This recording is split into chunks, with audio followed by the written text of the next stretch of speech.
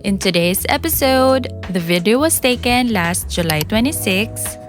Sobrang late na nitong digital diary ko. Ang tagal ko na dapat na-upload to, pero gusto ko pa rin i-share kasi these moments still mean a lot to me. So, we are on our way sa badminton tournament ni Cloud. And katulad lang din ng dati, hindi naman siya maglalaro. Kailangan lang niyang pumunta to cheer up yung teammate niya na lalaban sa game. Kaya binaba na lang namin siya and pipick upin na lang namin after the game. While waiting, naghanap kami ng nearby place kung saan pwede namin palayain at palaruin si Rio. Ay, kung saan nagpunta talaga naman. We are here, guys. Ang ganda ng view. Saan ka na naman pupunta? Sa mga basurahan, sa mga ano. Tingnan nyo, guys. Oh, ang lawak-lawak ng pwede niyang takbuhan. Talaga nandun siya sa mga basurahan, sa mga... Ewan ko ba sa asong... Walang Mount Fuji today. So, and wala ring tao dito kasi it's 8:30 in the morning. So, yeah. Nakakatuwa kasi dito pwede kayong mag-rent pang camp yan. So, pwede kayong matulog dito. Yan o. May mga sasakyan na nandoon. So, pwedeng mag-rent dyan and then mag-barbecue party kayo. Family, ganyan. Hindi din naman kami nagtagal dito kasi natapos din agad yung game nila Cloud eh. So, kinailangan na rin namin bumalik agad to pick him up.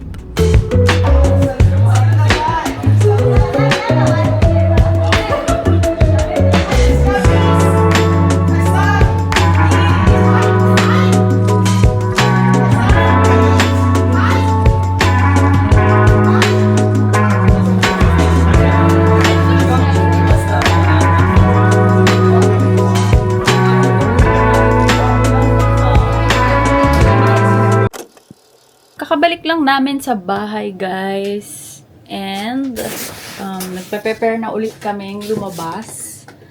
15, in 20 minutes. Tayo, dapat 2 o'clock umalis na tayo. Mauna ka dun. Kasi mag-charge pa tayo ng gano'n. 2 o'clock. Time check.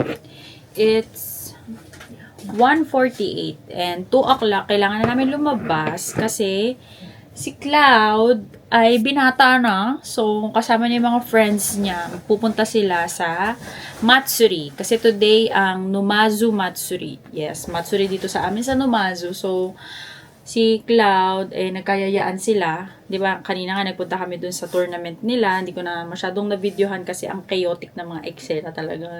Punta dito, punta doon. So, ang dami kong bitbit. Hindi ko na rin nakuhanan.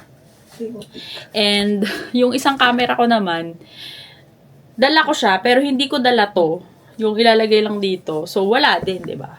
Hindi ko rin talaga nakunan. Kailangan ko din hawakan. So, anyways, nandito si Cloud, nagbibihi siya ngayon. And, pupunta na sila sa Numazu Matsuri. Kasama yung mga ka-teammate niya sa badminton. So, nagplan sila na magsama-sama at maggagala doon. So, 2 o'clock, ihahatid na namin siya doon sa train station. Sabay-sabay silang magte-train papunta dun sa Numazu. Samahan nyo na lang kami, guys, sa paghatid ko kay Cloud. And mamaya, pupunta rin ako sa Matsuri. Siyempre, kasama ko kayo. Invite natin.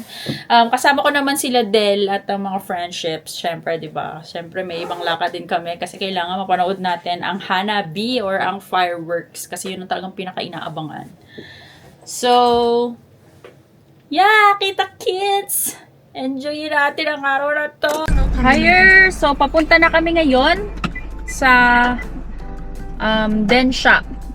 Andito na si Cloud. Cloud, say hi! Higher! Ayan, dito na siya. So, Takot naman yung camera. gamit ko yung sasakyan ng asawa ko. And then, Seatbelt ah.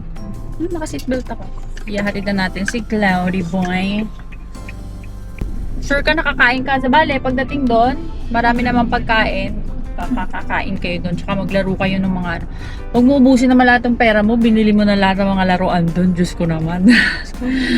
Diba? Pero, Lagi sa kwarto. Dami ko ng slit up. masaya po kasi ang mga fiesta dito sa Japan. So, ang daming mga stall, ang daming mga bilihan. Although medyo expensive siya ng konting-konti lang, very very light lang naman. Pero masaya yan. Masaya siyang i-experience lalo na kapag kaibigan ang kasama mo. Well, ang totoo naman hindi lang naman sa piyesta. Basta kasama mo yung kaibigan mo kahit saan kayo pumunta, kahit nga nasa bahay lang kayo, di ba usually masaya talaga yun. So, kaya mo siya. GPS を即位しました。 Ayan, may sinasabi siya. So, ayun. Kaya, for sure, mag-enjoy si Cloud. Mag-enjoy ka, Cloud, ah. Alam nyo ba, guys? First time ni Cloud lumabas ng bahay at maggala kasama ang mga classmate niya nang hindi related sa school ang kanilang pupuntahan or ang gagawin. Kasi usually, di ba, mga field trip, mga kung ano-ano, mga camp, yan, nagaganyan sila ng mga kaklase nila. Pero, yung ganito, na hindi related sa school, yung personal na gala nila, actually, may iba ding year level Kasi nga, yung mga katim niya sa badminton, hindi naman kaklase niya lang. So, merong kaklase niya, meron ding second year at third year. So, halo-halo. So, yung mga kasama niya ngayon, ka-team niya sa badminton. So, ako yung na-excite para sa kanya kasi first time niya talagang lalabas. Tapos, ang balak pa nila, mamayang gabi pa sila uuwi. So, di ba? Ako palagi ko sinasabi sa kanya, lumabas ka, magagagala ka kasi nandoon ang totoong mundo. That's the reality, guys. Hindi ba nakaka-relate kayo? Yan ang talagang, realidad ng buhay pag nasa labas ka na. So, hindi pwede yun nandun ka lang sa loob ng bahay or nasa comfort zone mo ka lang, 'di ba? Kailangan you have to explore the world. All fare informations will be displayed in English.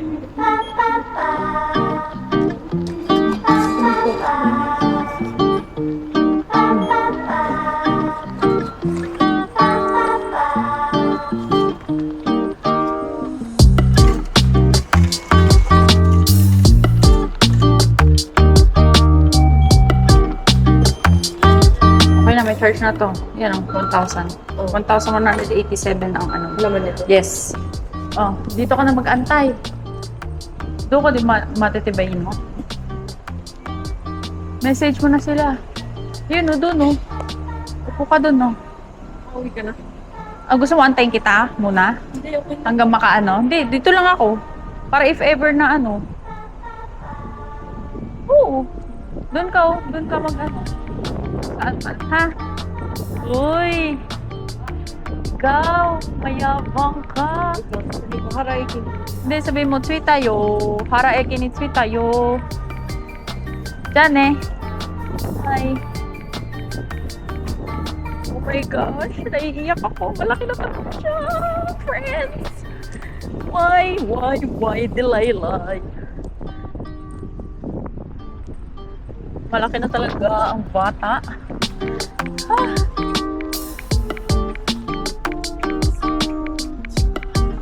Ando na siya. Cheesy ko ba? Bakit parang naiiyak ako?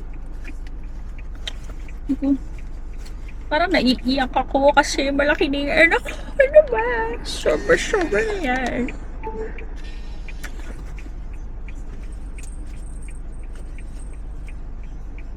Andun siya nag-aantay.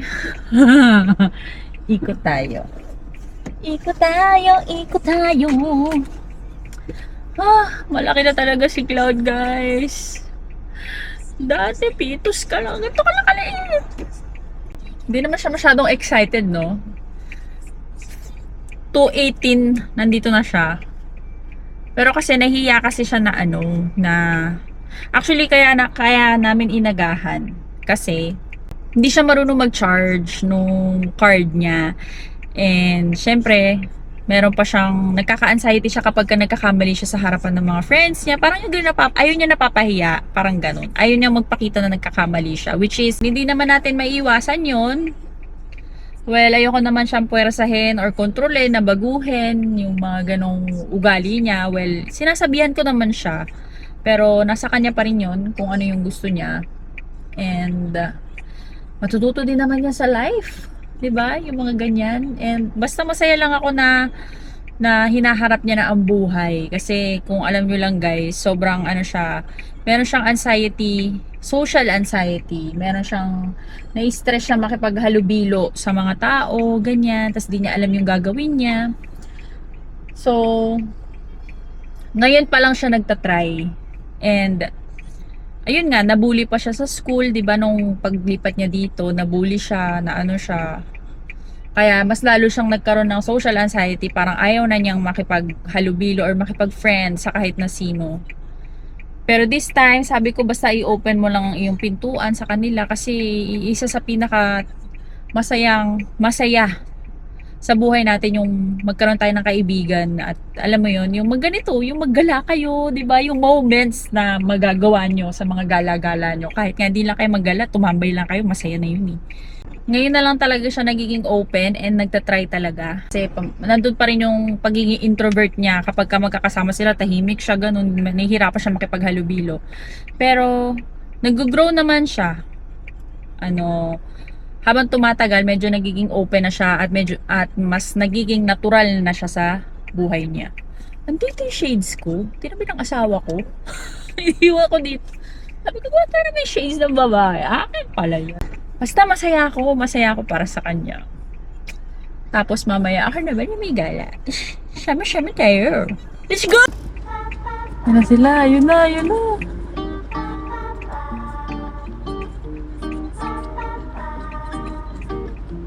na sila. Bye-bye, baby ko. Oh my gosh.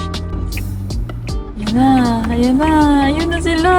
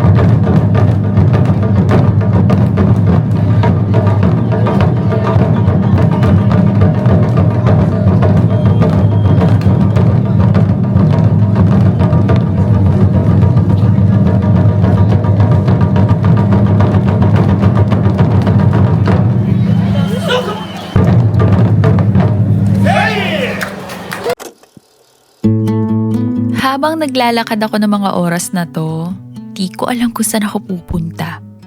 Na-overwhelm ako sa dami ng tao. Parang gusto kong maghanap ng isang payapang lugar kung saan matatahimik yung energy ko. Hinahanap ko si Cloud, mini-message ko sila Del. Pero parang apektado yung signal at data sa dami ng tao ngayon. Habang patagal ng patagal, dumadami yung tao. Parang nagsisimula ng bumaba yung energy ko. Sabi ko, nako, hindi pwede to. Nagsisimula pa lang yung gabi. Tas imimit ko pa sila Cloud. Kailangan tumaas yung energy ko. Kailangan kong mag-charge.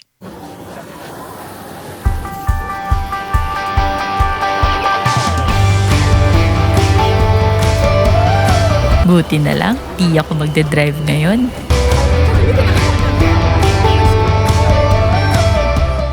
Habang sinisiksik ko yung sarili ko sa crowd, nagsimula na yung hanabi nang hindi pa kami magkasama ni Cloud at nila Del.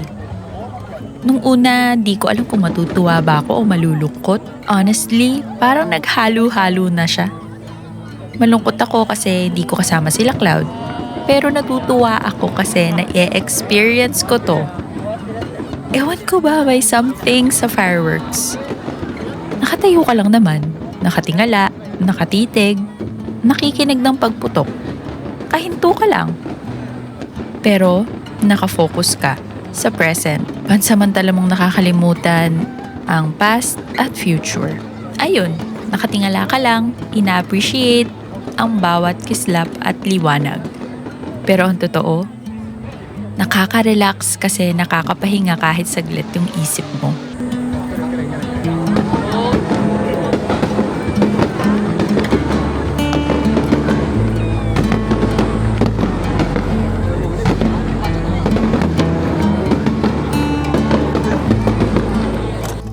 Parang nakulangan tuloy ako sa lemon sour na ininom ko.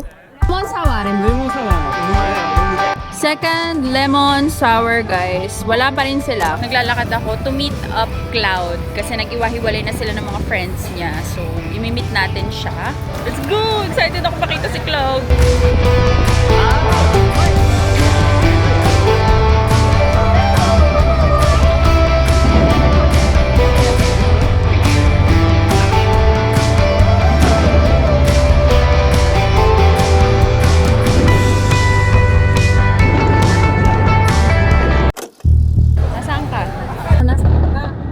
Meron kasing south and north side ng station. So, andito ako sa may south side. And yung sinasabi niya, nasa McDonald daw siya kanina. May McDonald din kasi sa north side and sa south side. So, I don't know kung saan sila nagpunta doon. But, nandito daw siya ngayon sa Family Mart. And may Family Mart din na malapit doon sa north side. So, di ko gets kanina kung nasan siya and now it's clear na nandito pala siya sa south side. So, pupuntahan na natin siya. Let's go! Punta ka nga!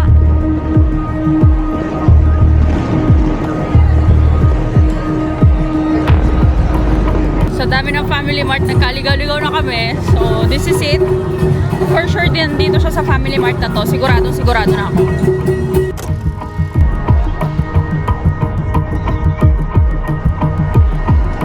Sigurado na talaga ako nandito siya. Anik na to. Daming tao guys, oh. Kita mo?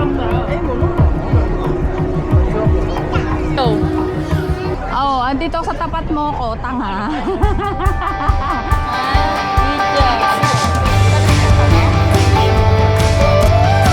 Pero hindi pa pala doon natatapos ang paghahanap. Oh. Oh. Yung parang koen. Sa may entrance ba yan, yung dulo? Saan diretso? Sa loob? Asan ka ba? Ay, gago! Puking ina mo!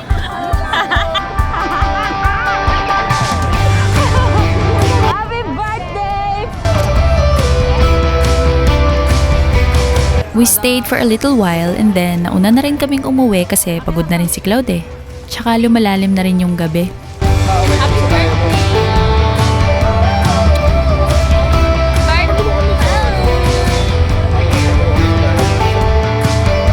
So yeah, that has been our episode for today. Thank you guys for watching and I'll see you on the next one. Byeers!